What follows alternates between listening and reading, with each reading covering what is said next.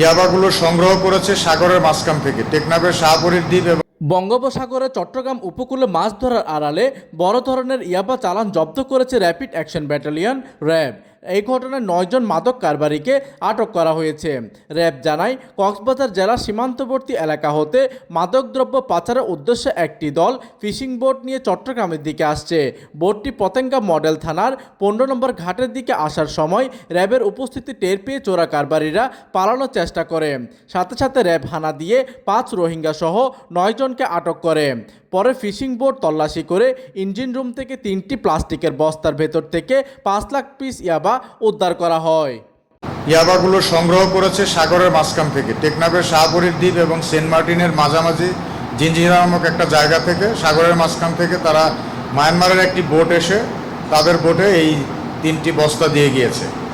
এই ছোটো ওই যে পলিথিনের যে বস্তা যেগুলোতে করে সাধারণত মাছ ক্যারি করা হয় এই বস্তাগুলোর মতো। তো সেখান থেকে তারা নিয়ে এসেছে এবং চট্টগ্রামে এসে আরেকজনের কাছে তাদের সাপ্লাই দেওয়ার কথা ছিল। তো যার কাছে সাপ্লাই দেওয়ার কথা ছিল আমরা ইয়াবা এবং এই আসামিগুলো জব্দ করার পর গ্রেপ্তার করার পর সেই ব্যক্তিকে আর এখন পর্যন্ত খুঁজে পাওয়া যায়নি, তবে আমাদের কার্যক্রম চলমান রয়েছে। এইদিকে গ্রেফতারকৃতরা স্বীকার করে বলেন, তারা দীর্ঘদিন ধরে কক্সবাজার সীমান্ত এলাকা হতে স্বল্প মূল্য ইয়াবা ক্রয় করে বেশি মুনাফা লাভের আশায় ফিশিং বোটে করে চট্টগ্রাম জেলার বিভিন্ন এলাকায় পাচার করে আসছিল। গ্রেফতারকৃত আসামিদের মধ্যে 5 জন রোহিঙ্গা নাগরিক রয়েছে।